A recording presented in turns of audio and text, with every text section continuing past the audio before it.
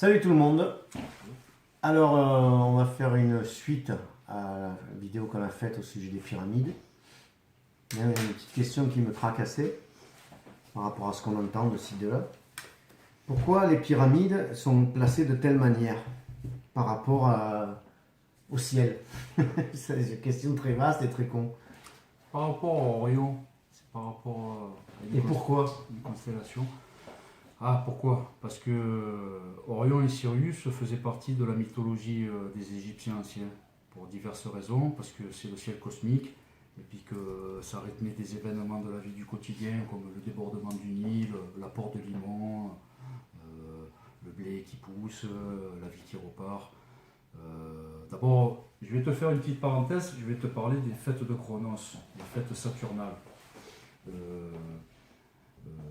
Beaucoup de gens me demandent souvent pourquoi le 24 décembre est si important dans les fêtes religieuses. Bon, il y a une raison. La nuit du 24 au 25 décembre, qui est célébrée par les chrétiens, qui était célébrée par les Perses du culte de Mithra, qui était célébrée par bon nombre de cultes de l'humanité, en fait, on va parler des Romains, ça s'appelait les fêtes saturnales. Donc du 24 décembre au 1er janvier, s'étalaient les fêtes saturnales. On ouvrait les portes du temple de Saturne, donc chez les Grecs c'était Chronos, et on célébrait les fêtes saturnales. Parce que dans cette semaine-là, les céréales commencent à découvrir leur opercule. C'est-à-dire les graines, quand tu les pousses, c'est le moment où l'opercule se soulève et il commence à y avoir le germe qui sort. C'est-à-dire les graines commencent à germer tout bêtement. Alors, dans l'Antiquité, pour les hommes, c'était quasi magique qu'une espèce de petite boule sèche, une graine, que tu la foutes en terre et que de là poussent des plantes, du blé, du seigle, de l'orge, de l'épeautre, quoi que ce soit, même des arbres, c'était magique pour eux. Donc ils fêtaient ça. Comme c'était rythmé avec le temps, donc les Grecs, c'était les fêtes de Chronos, les Romains, c'était Saturne, donc le dieu du temps, Saturnus. Donc voilà, bon, ben, on en vient là aux Égyptiens anciens, c'était pareil. Les Égyptiens anciens, pour savoir exactement quand il fallait planter les graines, etc., ils se calaient sur Orion et Sirius. Quand la Terre arrivait dans les bonnes configurations, là, il y avait le miracle de la vie, les plantes germaient. Alors, ils savaient que c'était comme ça qu'il fallait procéder pour la culture, pour les récoltes, etc. Donc, c'est pour ça que les pyramides sont implantés sur une configuration, sur la configuration d'Orion. C'est par rapport à ça, au Nil qui déborde, etc. etc. Ensuite, comme ils percevaient ça, les Égyptiens anciens, comme de la magie, cette petite graine qui va donner une plante, ils percevaient ça comme de la magie, ils étaient persuadés que quand il y avait cette configuration cosmique, que le paradis était là-bas. Ils ont dit, tiens, on va créer des... Comme ils étaient au courant des décorporations et du voyage astral, et qu'ils étaient au courant aussi que les tumulus, les masses minérales confinent le hack, la force vive, c'est là qu'ils se sont mis à bâtir des pyramides et qu'ils les ont dédiées à Orion et à Sirius, parce que c'était simplement calé sur le débordement du Nil, sur des histoires de germination, etc., etc. C'était de la magie pour eux. Donc c'est devenu une foi un peu cosmique. D'ailleurs, Osiris, le dieu des morts, le dieu de l'antéversus, sous sa forme cosmique, il est représenté à Orion. On l'appelle Sahu Orion, Sahu Osiris. C'est la forme Osiris mercabique. Alors, Orion, ce sont 7 étoiles qui forment un trapèze. Il y en a 2 qui sont écartées, 2 en bas, et 3 qui sont resserrées au milieu. Ça fait une lyre ou un trapèze, ouais. Ça fait un sablier aussi, tu vois. Ça, c'est Orion. Alors, par exemple, ça a été repris dans les évangiles. Quand on cite dans l'Apocalypse de Saint Jean, quand on cite Christ ressuscité qui tient dans ses mains les 7 étoiles, tu peux y aller. On te parle régulièrement dans ce texte. On te montre Christ ressuscité, Jésus, sur un cheval blanc qui tient les 7 étoiles dans sa main droite. Ça parle de Orion. C'était un clin d'œil mystique aux Égyptiens anciens qui vénéraient cette constellation. les 7 étoiles d'Orion apparaissent dans les mains de Christ dans l'Apocalypse. Lazare, si je te parle de Lazare aussi, c'est un clin d'œil mystique qui remonte aux Égyptiens anciens, parce que le vrai nom de Osiris, c'est El-Wazir. C'est W-S-J-R. Alors en phonétique, ça se prononce Hauser. C'était le vrai nom d'Osiris. Donc quant à El, Hauser, El c'est Dieu, le Dieu Osiris. Lazare, on parle de Osiris, c'est un clin d'œil mystique. D'ailleurs, c'est une des erreurs les plus flagrantes de la Bible. Dans les évangiles, on te présente Christ comme le premier des ressuscités. Faux, puisque lui-même, Christ, dans les évangiles, ressuscite El Wazir, Lazare. Ouais. Il ne peut pas être le premier des ressuscités. C'est vrai, je me suis toujours posé la question. Ouais, il est le deuxième. Ouais. Alors là, les évangélistes, quand ils ont écrit ça sous Constantin, qu'ils ont compilé ce recueil, ils ont décidé de faire un clin d'œil mystique au vrai Christ originel, à Osiris. C'est pour ça que l'épisode de Lazare qui ressuscite, c'est tout bêtement un clin d'œil mystique à Osiris. Tu t'aperçois que tout ça, toute cette Bible, tout ça, c'est fait par des gens qui connaissent vraiment la vérité, quoi, j'imagine. Et qui... C'est surtout que tu t'aperçois que la racine de tout ça est Ra-Osiriaque. Voilà. La racine de tout ça remonte à l'Égypte ancienne. Ce sont des cultes qui ont plus de 5500 ans. Ça remonte à l'époque pré-pharaonique, c'est-à-dire là on est à l'époque où l'Égypte était encore dirigée par des rois, pas par des pharaons. Ça remonte même à l'époque Nagada, ça s'appelle, c'est vraiment l'Égypte archaïque, c'est l'Égypte primitive.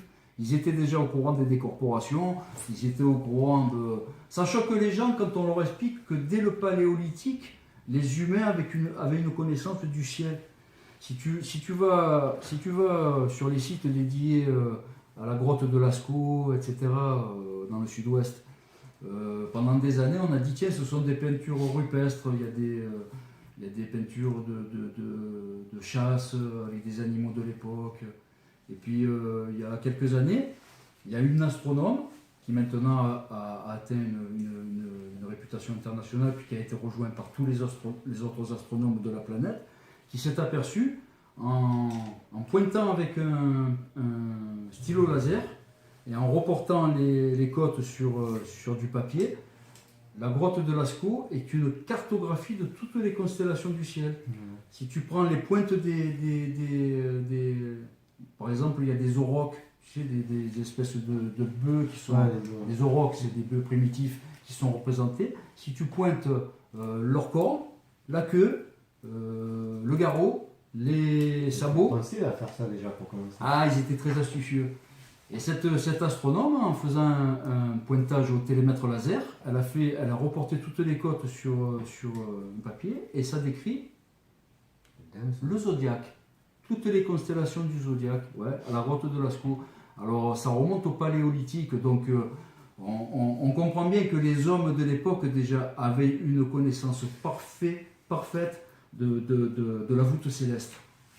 Donc bien entendu, les Égyptiens anciens connaissaient Orion, Sirius et toutes les constellations. Leur mythologie est basée sur ça. Donc ça a transmigré via les Grecs anciens, les Romains, etc., les peuples latins. Ça a donné les fêtes de Chronos, les fêtes saturnales. Et c'est pour ça que Jésus se retrouve avec les 7 étoiles dans sa main droite dans les évangiles. On parle toujours d'Orion. On parle aussi quand on parle de résurrection, on parle du cycle de la vie, c'est-à-dire planter de l'épeautre, donc le blé primitif, là, planter de l'épeautre.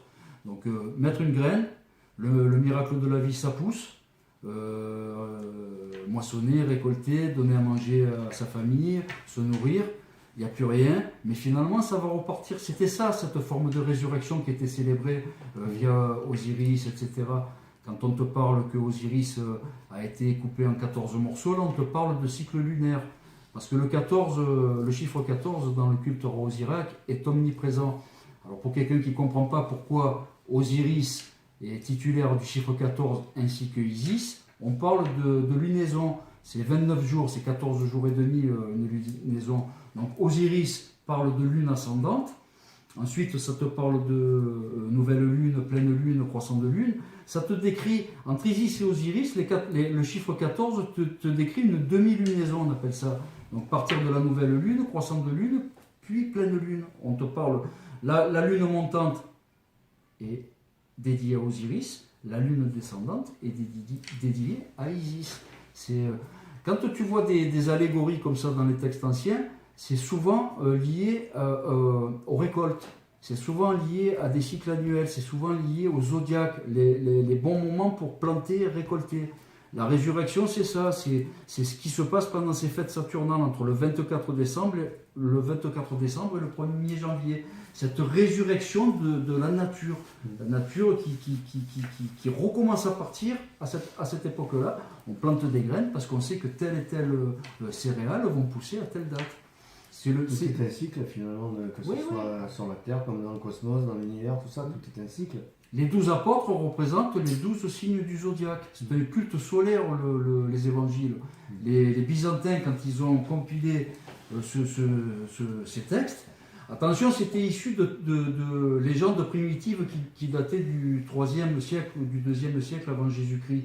Donc le Machiar, l'épopée du Christ, qui était censé revenir pour sauver l'humanité, etc., etc. C'est un culte qui remonte au 2e siècle, au 3e siècle avant Jésus-Christ. Et c'était un culte parmi tant d'autres. Les Byzantins s'en sont emparés justement pour fusionner le culte de Mitra, qui était omniprésent dans le bassin méditerranéen, et le culte de Sérapis. Ils les ont fusionnés, ils ont créé Jésus, mais en fait, qui reprend juste... ça parle, les 12 apôtres sont les 12 signes du zodiaque, donc la voûte céleste qui s'articule autour de la terre avec là il faut planter, là il faut récolter, c'est ça. La résurrection, c'est en fait la terre-mère, Gaïa, qui se renouvelle d'année en année et qui donne des céréales pour que les humains puissent manger. C'est ça, quand Christ se retrouve avec les 7 étoiles dans la main droite, on parle de Orion, on parle du lever syriaque, on parle de récolte, on parle de culture, de planter, on parle de nourriture. C'était la préoccupation première des hommes de l'Antiquité. C'était pour pouvoir nourrir leur famille. Les États devaient nourrir la population. Donc tout ça, c'était très important pour eux. Ce cosmos qui donnait des curseurs essentiels à leur propre survie, c'est devenu des religions. À la base, tout part de là. Gaïa, c'est un terme quoi? C'est un terme... C'est grec. C'est grec. C'est un grec ancien. Parce qu'on entend Gaïa de tous les côtés. Là, c'est lié à Réa, c'est la terre. C'est la terre, tu peux l'appeler Gaïa. C'est pas un terme New Age, non, parce qu'il s'en sert beaucoup. Ah non, non, mais attention, le New Age n'a rien inventé. Le New Age, il est imbibé de cultes anciens. Donc les gens n'ont pas, c'est pas des néologismes, ils ne se sont pas mis à pondre Gaïa parce qu'ils avaient envie de dire ce nom. C'est des termes empruntés à l'Antiquité. Réa, c'est un terme grec ancien. Gaïa, c'est un terme ancien grec aussi. Il y en a qui sont empruntés aux Sumériens, aux Babyloniens, aux Mésopotamiens, peu importe, aux Égyptiens anciens. Ils ont fait ils ont créé un culte composite comme ça. Le New Age, ça veut rien dire en plus, c'est un sac où on fourre tout dedans. Il n'y a pas une doctrine New Age. Le New Age, c'est une mouvance avec plein de voies et de rameaux. D'ailleurs, ça fout le fatras dans la tête des gens parce que quand je vois des gens qui s'apostrophent sur des forums et qu'un dit non, c'est comme ça que ça marche avec les archontes, l'autre va dire non, ça marche avec les djinns, non, ça marche avec les anges et les archanges, non, ça marche comme ça. Je vois bien que tout le monde, à un moment donné, c'est une bouillabaisse, tout ça. On n'y comprend plus rien, parce que les gens se sont créés leur propre mythologie, qui font un peu de sampling, qui prennent quelques idées, quelques doctrines par-ci par-là, ils se créent leur propre bouillabaisse. Ça mène à rien, tout ça. Ça mène à rien. Tout ce qu'on voit, c'est que par rapport à ce que tu me dis, les pyramides placées de telle manière, se servaient pour la culture, tout ça, c'est que finalement tout est disponible sur la Terre pour que tout marche bien, quoi. Je veux dire, il suffit simplement de voir que ça existe et de s'en servir, quoi, quelque part. Ça s'appelle l'écosystème. Bien sûr, nous on avait notre place dans l'écosystème. On était un super prédateur, on était en haut de la pyramide des prédateurs. Mais l'écosystème, Sapiens Sapiens, il a tout fait pour le détruire. Ouais. C'est-à-dire cet égrégore du mal qui est apparu en même temps que l'intelligence. Dès que l'homme qui est un hominidé, qui fait partie des 4 grands singes sans queue, c'est-à-dire nous on fait partie de la branche des gorilles, orang-outans, chimpanzés. Après il y a l'homme, on est un des 4 grands singes sans queue. Après il y a une autre branche, c'est les gibbons, qui représentent une branche à part entière, et les sarcopithèques, les singes qui ont des queues préhensiles, qui peuvent s'attraper avec les mains, les pattes et la queue. Ça, c'est les sarcopithèques. Donc nous, on fait partie d'un rameau de singes, on est des primates, sapiens sapiens. Par contre, sapiens sapiens, dès qu'il a développé l'intelligence, en même temps, il a développé le mal. On a détruit notre écosystème, on gaspille à outrance. Donc voilà, je reviens au Sahu, au Sahou, ça se dit en égyptien ancien. Le Sahu, c'est Osiris sous sa forme cosmique, c'est aussi le terme qu'employaient les Égyptiens anciens pour Merkaba. C'est-à-dire les Hébreux disaient Merkaba, chariot céleste, les Égyptiens anciens disaient Sahou. S-A-H-O-U, Sahou. Ça se prononce Sahou, mais on dit... Encore un synonyme. Voilà. Rajouter à la liste. Oui, si tu dois faire un lexique, Merkaba, chez les Hébreux, c'est identique à Sahu. Ça s'écrit Sahu, S-A-H-U ou S-A-H-O-U. Sahou, c'est la barque céleste chez les Égyptiens anciens. La barque céleste s'appelle Sahu. Donc Osiris pouvait être représenté sous sa forme momifiée, c'est-à-dire il était entouré de ses bandelettes. Où il pouvait être représenté sur une barque céleste dans le ciel, ça c'était Osiris Sahu, c'était Osiris dans sa Merkaba. Parce qu'on m'a posé la question sur Orion récemment sur un commentaire, là je réponds à cette question. Le Sahu Orion est l'expression de la Merkaba du voyage astral. Ouais. Toutes les religions prennent naissance dans les récoltes. C'est comme ça. Tout ce qui a été développé, cette mythologie, ces religions, ces doctrines, remonte au néolithique, à la sédentarisation, parce que tout le paléolithique, on a été des nomades, des chasseurs-cueilleurs, on appelait ça. C'est-à-dire, on établissait des camps, et au gré des saisons, on savait qu'à telle période, dans tel endroit, il allait y avoir des baies comestibles, alors on passait à ce moment-là pour recueillir les baies. Ensuite, on savait qu'à telle période, les gibiers allaient traverser ce secteur pour aller s'abreuver ou pour aller faire quoi que ce soit de l'autre côté. Donc, on suivait la nature. On était dans un écosystème, on était des êtres nomades. Ça, c'était au paléolithique. Avec la sédentarisation, au néolithique, là, c'est là le ciment de toutes les religions. Mais pourquoi? Parce que les hommes, quand ils se sont sédentarisés, ils ont observé le ciel, ils ont dit « Hop là, il se passe des choses ». Et on peut s'en servir comme des curseurs pour planter, pour récolter, voilà, ils ont bâti les religions sont bâties autour de ça, point barre. Ensuite, ça a créé des allégories, etc., etc. Ça a développé des mythes, puis ça c'est devenu de plus en plus complexe, les histoires. Mais à la base, c'est juste basé sur les récoltes. C'est tout bête. C'est une question de subsistance. Les gens ont essayé d'interpréter, c'était de la magie pour eux. Qu'est-ce qui se passe à ce moment-là pour que des petites graines, que tu les mets dans la terre, et pour qu'elles subissemment, elles donnent la vie. C'était de la magie pour eux. Alors ils se sont créés une mythologie par rapport à tout ça. Alors ils se sont créés une mythologie, ils ont fait tout ce qu'il fallait pour que ça marche, mais qu'est-ce qui fait que ça marche? C'est-à-dire c'est quoi? C'est pour que ça pousse à ce moment-là, pour que ça... Ah non, mais ça s'appelle la bonne configuration. C'est-à-dire qu'on est dans un univers de cause à effet. Si tu as les bonnes configurations, si tu as la bonne température et si tu as tous les ingrédients nécessaires, ça va créer la vie. Maintenant, je te l'ai expliqué sur une des vidéos, les végétaux disposent d'une Merkaba. Elle est statique, elle n'a qu'un seul creuset, c'est le creuset émotionnel. C'est pour ça qu'on dit que les plantes ressentent, bien sûr qu'elles ressentent. Selon la musique que tu vas mettre ou l'environnement qu'il y a, la plante elle va s'épanouir ou elle va faner. Bien sûr, elles ont un seul creuset. Le long de la sève, qui représente leur canal pranique, elles ont un seul creuset qui est le creuset émotionnel. C'est ça qui lui dispense la vie. S'il n'y a pas de hack, il n'y a pas de vie. Les végétaux ont une Merkaba statique avec un seul creuset, le creuset émotionnel. Les insectes en ont deux, je te le réexplique encore une fois. Les insectes ont le creuset instinctif et le creuset analytique. Les animaux ont trois creusets, l'instinctif, l'émotionnel et l'analytique. Bien sûr, ils n'ont pas le creuset spirituel, Ils n'ont aucune idée d'ésotérisme ou de mysticisme. Ils ne se posent pas la question de savoir qui les a créés, les animaux. Oui, donc alors, tout le monde, comme moi, comme les autres, on sera une conscience merkabique Un jour, tu seras une conscience merkabique. Et on aura tous les creusets possibles et inimaginables. Quand tu seras une conscience merkabique, tu seras titulaire des 5 Les creusets. 5 creusets. Voilà. Je ne sais Voilà. pas si tu t'en rappelles, si tu peux les citer. Tu as le creuset du bas, c'est le creuset instinctif. Le creuset, comment dire, pas analytique, j'arrive pas à trouver le Émotionnel. émotionnel, et l'analytique. Ouais. Et après, au-dessus, tu as le hack, tu as le creuset qui Spirituel. Et après, le l'autre, cinquième, le secret divin.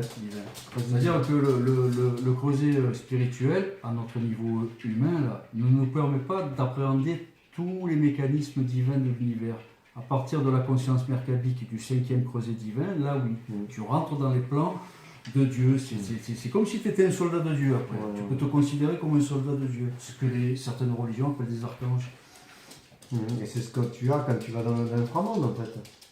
Non, je ne suis pas encore à ce niveau-là, loin de là. Les supraconscients ne sont pas à ce niveau-là. On peut en ramener que du spirituel. Et on a une vision partielle de comment ça se passe réellement. On sait beaucoup de choses, mais au niveau d'un sapiens sapiens, on a accès au savoir absolu d'un sapiens sapiens. On n'a pas encore, notre cerveau et notre psyché n'est pas configuré pour appréhender tout ce qu'est Dieu dans sa globalité. Ouais. On n'est pas encore à ce stade. On va apprendre que ce qu'on est capable d'apprendre avec le cerveau. Voilà. On a une psyché de primate, je te l'ai expliqué, mais on est un des 4 singes sans queue. On comprend ce qu'on peut comprendre à notre pauvre niveau de primate. Le 5e creuset sera disponible quand on aura évolué psychiquement. C'est pas le cas. Il y a certains principes divins qui sont encore hors de notre portée. C'est comme ça. Il faut laisser le temps au temps. Laisser le temps au temps. Et alors la question c'est, ça tu peux pas y répondre, tu l'as déjà dit. Laquelle? C'est pourquoi tout ça? Pourquoi pourquoi les fleurs poussent? Pourquoi tout ça? Justement, tant que tu n'es pas titulaire du 5e creuset, le creuset divin, tu n'en sauras rien, moi j'en sais rien. Ça fait 3000 fois qu'on me pose la question, pourquoi le hack construit des bulles d'espace-temps qui habitent des êtres avec une conscience? Personne n'en sait rien. Est-ce que tu as vu Bouddha en parler, Lao Tzu, ou Nagarjuna, ou un patriarche, ou aucun, personne n'a la réponse. Il n'y a personne sur la planète, ni prophète, ni patriarche, qui peut amener cette réponse. On ne sait pas pourquoi Dieu crée des bulles d'espace-temps qui abritent des êtres conscients. On n'en sait rien, personne ne le sait. Tu le sauras quand tu seras une conscience merkabique, quand tu seras doté de ton 5e creuset. Je crois que je vais être obligé d'ouvrir la chienne. Parce que je pense qu'elle a envie de. C'est le direct. Oui, donc pour l'instant, on peut faire que des incursions dans l'inframonde. Tu peux faire des incursions dans l'inframonde et en ramener un maximum de choses à ton niveau. À ton niveau d'humain, de sapiens sapiens. Tu te reconstruis ton film en fait comme tu peux quoi. Non, après, moi je te l'ai dit 1000 fois, quand tu vas dans l'antéversus, tu ramènes du spirituel, tu ne vas pas là-bas pour ramener des équations. C'est la communion, c'est cette dose d'amour inconditionnel que tu reçois. Et tu vois bien la différence avec l'hypnagogie. Je veux dire, parce que si par exemple. Non, mais je te garantis. Tous ceux qui ont eu accès au Brahman le décrivent de la même façon. Le Brahman aussi est comme la réalité, il est consensuel. À différentes époques, et par différents peuples, le Brahman, l'antéversus, a été décrit de façon identique. Donc c'est consensuel aussi, on vit tous la même expérience. Et tu t'aperçois quand tu vas dans l'antéversus que tu n'es pas en hypnagogie, je te le garantis. Quand tu arrives entre 1 et 3 Hz d'activité neuroélectrique, c'est là vraiment que le processus prend toute son ampleur. C'est là vraiment que tu peux dire je sais qu'est-ce que c'est une séquence supraconsciente. L'hypnagogie, tu t'aperçois après que c'est du lait de chèvre, ça ne sert à rien en fait. C'est une prédisposition psychophysiologique qui va induire les étapes suivantes. Ça ne sert à rien, c'est une mise en condition l'hypnagogie. Mais j'ai vu aussi, je n'ai pas regardé le site ce que c'était, mais j'ai regardé savoir ce qu'il disait, qu'on est en sommeil profond à 1 Hz aussi. Oui, ça, il n'y a pas de souci, mais tu es en sommeil profond. Là, tu ne profites de rien. Ton corps est déconnecté, il faut que tu recharges tes accumulateurs internes, il faut que tu te reposes. Par contre, après, ce que les gens aussi n'arrivent pas bien à comprendre, le rêve, c'est un état paradoxal. Parce que alors que tu dors, ton activité neuroélectrique va monter à 30 Hz. Ton lobe occipital, ta glande pituitaire et ta glande pinéale te modélisent un monde. Ils sont en train de te modéliser un monde. Ton activité neuroélectrique, les échanges neuroélectriques entre les synapses remontent à 30 Hz. C'est comme ça. C'est des états antagonistes. Par exemple, le 4e état de conscience, c'est ça que les gens ne comprennent pas non plus. Alors que tu descends ton activité neuroélectrique le plus possible, en même temps que l'activité neuroélectrique descend, le champ de conscience s'ouvre. Il y a une expansion de conscience, on appelle ça donc l'éveil paradoxal. Paradoxal parce que alors que tu dois être plongé en état neurovégétatif, ta conscience est ultra exacerbée. Pour les neurologues, tiens, ils l'appellent le 4e état de conscience. C'est paradoxal. Et ce Charbonnier, le docteur Charbonnier, lui, il dit que cette conscience-là, à ce moment-là, comme tu es censé ne rien avoir, elle est extérieure. Oui, il n'y a pas que Charbonnier, il y a beaucoup de neurologues ou de médecins urgentistes qui ont traité des cas comme ça de EMI, d'expérience de mort imminente.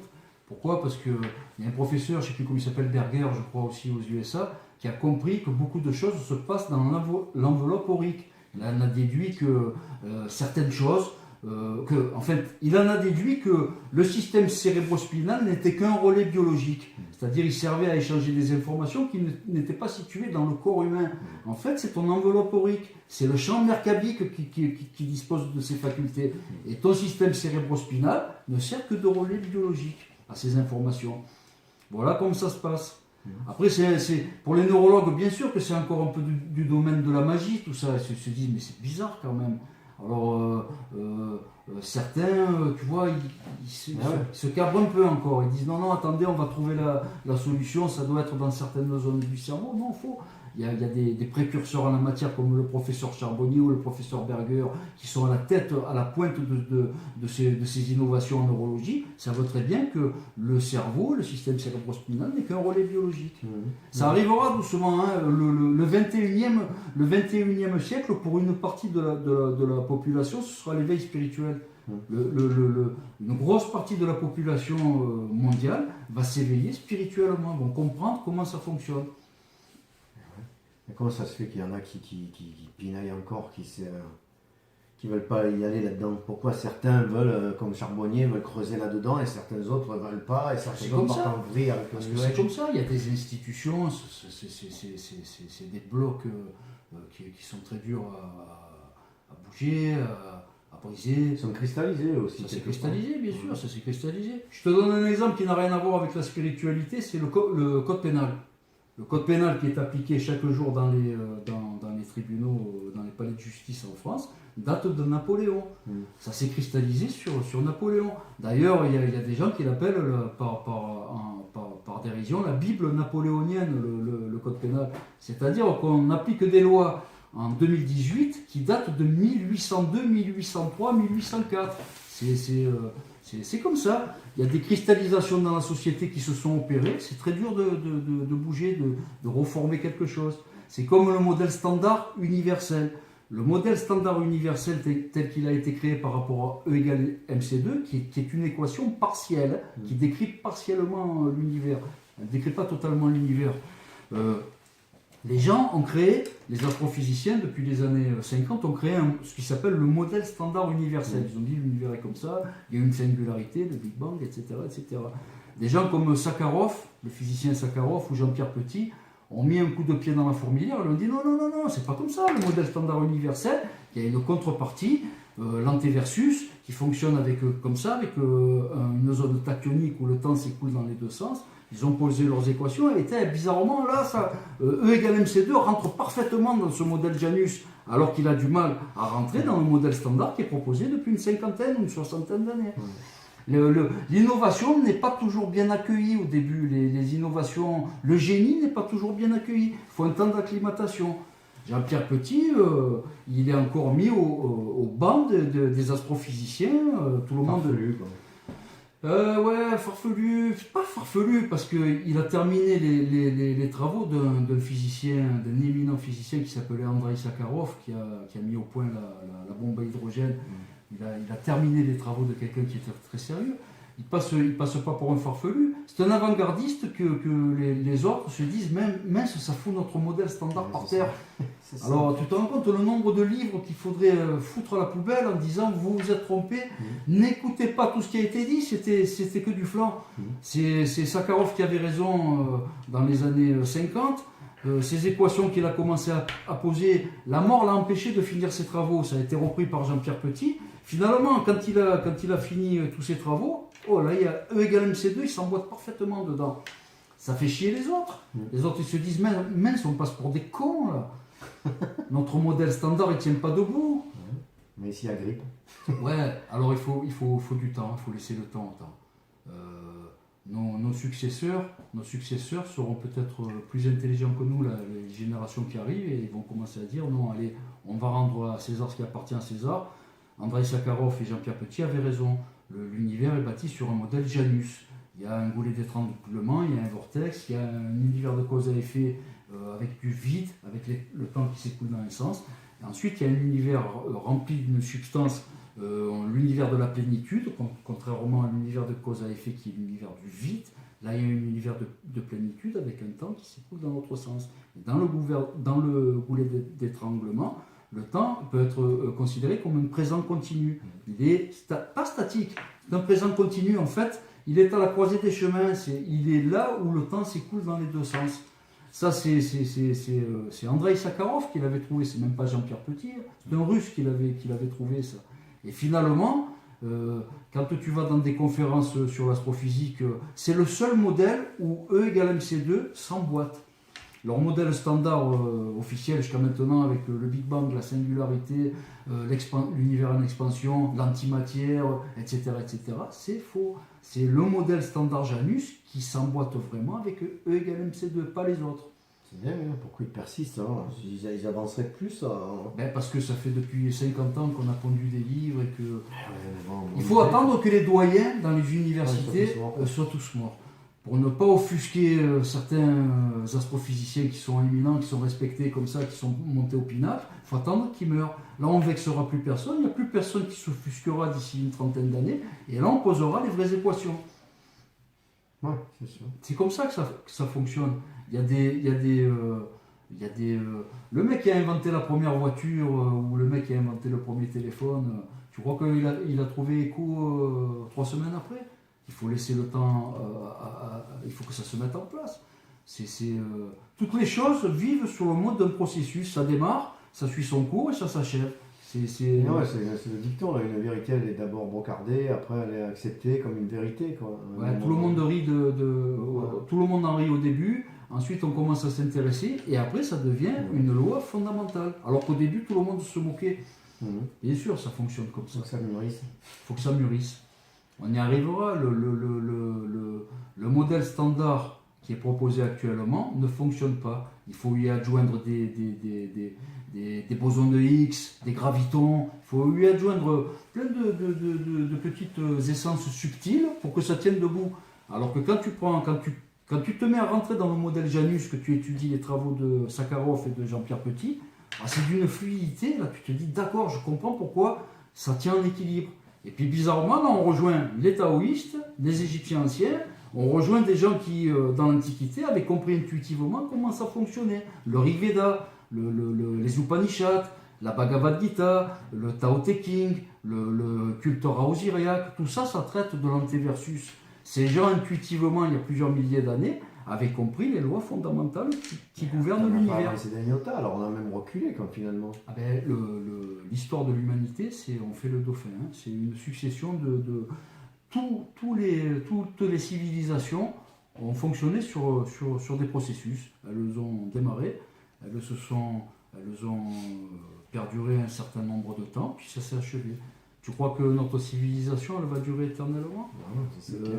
La civilisation grecque, on se suicide, donc c'est sûr. Les Sumériens ont périclité, les Babyloniens ont périclité, les Égyptiens aussi ont périclité, les ça, Grecs, c'est un peu ce que dit les Romains. s'appelle un philosophe. Les mètres carrés là. Toutes les civilisations ont un temps de vie donné. Michel Onfray. Michel Onfray, ouais, je le lis Ouais, des fois. il est bien. Il est pas mal. Ouais. Notre civilisation arrive en fin de cycle. Il nous reste techniquement 2 siècles et demi devant nous. Ça va s'achever tout ça. Il appelle ça la débandade, non pas la débandade. Il appelle ça. Ah, je me rappelle plus, il a fait un livre là-dessus, vachement intéressant.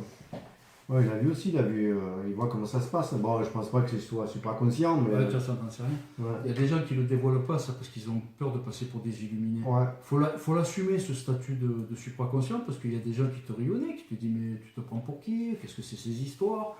Les gens, certains sont très terre à terre.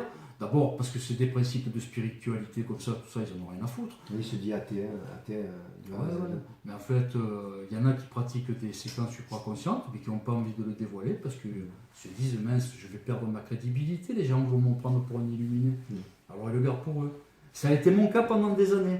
Quand j'ai commencé à rentrer dans les sciences mercabiques, dans le voyage astral, etc., il y a eu cette phase des 3, 4, 5 premières années où à qui tu vas le raconter? Ouais, c'est sûr. Ça a commencé doucement. Au début, j'en ai parlé à ma compagne.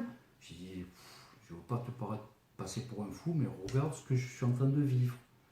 Et puis, ta compagne, au bout d'un moment, à force que tu répètes, qu'elle voit ta sincérité, alors elle te croit au bout d'un moment. Elle dit, oui, mais c'est vrai. T'es tellement habité par tes propos que oui, il doit se passer quelque chose. Puis après, tu en parles à ton meilleur ami, puis ça commence comme ça. Puis après, tu as le courage d'en parler à des gens un peu versés dans les études ésotériques. Un jour, tu rencontres un gars qui est branché là-dedans, tu dis voilà, je vais te raconter ce qui m'arrive. Et puis, doucement. Ensuite, tu commences à lire. Tu vois que ce phénomène a été répertorié chez les neurologues, chez les physiciens, chez les religieux. Tous les textes religieux de la planète traitent de supraconscience. Et là, ça te décomplexe. Il arrive un moment où, quand tu sais mettre des noms sur certaines étapes du processus, ben, tu peux développer tes arguments.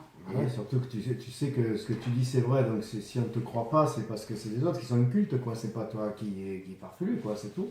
Ouais, puis surtout, en plus, j'essaye de donner tous les éléments nécessaires pour que les gens puissent avoir accès à ce phénomène, pour qu'ils puissent eux-mêmes déclencher des séquences supraconscientes 8, 9, 10, 12 minutes, et pour qu'un jour, sur des commentaires, apparaissent « Oui, ça y est, ça a fonctionné, je comprends exactement ce que tu voulais dire à tel moment, il arrivera, le gars, s'il franchit le rideau infrascopique, il aura accès à l'antéversus, il reviendra commenter en disant effectivement c'est indicible. Et le vocabulaire humain aurait beaucoup de mal à expliquer une expérience mystique de cet acabit. C'est dur. C'est pour ça, c'est d'où l'intérêt d'avoir toutes les connaissances aussi, le SIA, comme tu dis. C'est sinon, tu peux pas, t'as pas les mots pour en parler, quoi. Donc, tu fais comme la plupart des gens, là, ils donnent leurs impressions, leur avis, tout ça, mais ils s'appuient sur rien, en fait, c'est ça. Ben, ceux qui n'ont pas SIA, donc ECA, c'est la science mercabique. Donc ça parle juste de respiration, de contrôle respiratoire, de vacuité cérébrale. C'est l'outil qui te permet de franchir le rideau infrascopique, donc qui te permet de faire de l'astral. SIA, chez les Égyptiens anciens, c'était la connaissance pure, l'intuition, prendre un papier, un stylo, prendre des notes, sur un papyrus marquer tel. Ça, c'est SIA. C'est l'étude parallèle aux sciences mercabiques. Si tu négliges SIA, cette étude parallèle, ben, tu n'as pas les mots pour expliquer cette expérience. Donc tu passes pour un fou. Les gens, quand tu expliques, tu dis oui, il m'est arrivé un truc, alors là, j'ai ressenti ça, puis là. Si tu n'as pas les mots pour expliquer, si tu ne peux pas cartographier le phénomène, c'est la question que je t'ai posée la dernière fois. Si tu n'avais pas eu SIA, tu en aurais parlé comment? J'en aurais pas parlé. Mais les gens c'est les gens qui le taisent. Les gens qui ne savent pas mettre des mots sur certaines étapes du processus, ils le taisent. Puis même eux, ils ne se l'expliquent pas, le phénomène, puisqu'ils ne l'ont pas étudié, ils n'ont pas fait l'étude parallèle, eux-mêmes n'arrivent pas à s'expliquer ce qui se passe. Il y en a qui pensent qu'ils ont perdu la tête, qu'ils sont devenus fous, il y en a qui pensent qu'ils ont un cancer du cerveau et que ça leur crée des problèmes psychiques et qu'ils voient des hallucinations, il y en a qui pensent que c'est le diable, qu'ils sont possédés. Chacun va y voir quelque chose. Si tu n'étudies pas à côté, si tu n'essayes pas de te donner les moyens de savoir ce qui se passe dans ce processus psychophysiologique, je voudrais bien savoir les gens qu'est-ce qu'ils peuvent en retirer à la fin. Je pense même que ça peut les envoyer en hôpital psychiatrique. C'est possible. Oui. Il faut, quand tu rentres dans Eka, dans les pratiques merkabiques, qui sont mystiques, occultes, magiques, tu l'appelles comme tu veux, il faut prendre soin de ne pas négliger Sia, la connaissance. Ce sont deux serpents qui sont enchevêtrés, qui sont intimement liés. Ida et Pingala sur le bâton de Hermès, de Mercure, on voit ça représente exactement ça. D'abord, ça représente les deux polarités, et ensuite, ça représente Eka et Sia, les sciences occultes, magiques, mystiques, et la connaissance pure. Et les deux sont entremêlés, c'est comme ça. Sinon, tu ne progresseras pas sur cette voie. À un moment donné, si tu n'as pas Sia, si tu n'as pas la connaissance et la vraie connaissance à côté, si tu n'as pas disséqué le phénomène, cette pratique, tu ne la pénétreras pas en profondeur. Tu vas t'arrêter à un moment donné pour des considérations par ignorance. Si tu vois le diable, ça va te faire peur, alors que non, c'est des forces fondamentales. Et celui qui va y voir le diable par ignorance, il n'y va plus, parce que ça va lui foutre la trouille de sa vie. Mais quand tu passes cet obstacle, quand tu dis non, Sia m'a appris à rationaliser, là on en est à tel moment du processus, il ne faut pas avoir peur, et d'étape en étape, tu progresses sur cette voie. Il ne faut pas négliger l'étude. Il faut aller s'intéresser dans ce phénomène à la neurologie. Il faut aller s'informer sur le quantique, sur l'astrophysique, sur l'Égypte ancienne, sur toutes les religions, parce que toutes les religions en parlent, et sur la philosophie. Il faut prendre ses Bristol et faire des notes. Il faut commencer un peu à cartographier tout ça. Toi-même, tu dois t'auto-éduquer là-dedans. Tu peux pas c'est une discipline où il n'y a pas de place à l'improvisation. Il faut faire très attention à ce que tu fais. Voilà, c'est Eka et Sia, la science merkabique et la connaissance pure. C'est comme ça. Bon. Tu vois un peu plus clair? Ouais, mais ça, je révise là, parce que je savais déjà, tu m'avais expliqué déjà. Bon, on va s'arrêter là pour aujourd'hui. On vous donne rendez-vous dimanche 26 hein, pour le live. Si vous êtes intéressés, on vous attend nombreux et nombreuses. Et puis, voilà, pour passer un bon moment. Alors, je fais une parenthèse. On profitera dimanche du live pour commencer à traiter des petites énigmes que j'ai posées. C'est une manière justement de travailler SIA, la connaissance. Ça va forcer certains méditants à aller faire un petit peu d'investigation. J'espère qu'il y aura des réponses approchantes. Après, j'espère qu'il y aura déjà des réponses, parce que comme les gens ont la tête dans le guidon, ils n'ont pas forcément beaucoup de temps non plus. Non, il y en a quelques-uns avec qui je converse qui sont déjà bien avancés dans la discipline. Alors, on va avoir des surprises. J'espère. Bon, voilà, donc à dimanche 25, 15h. 26, 15h. À bientôt.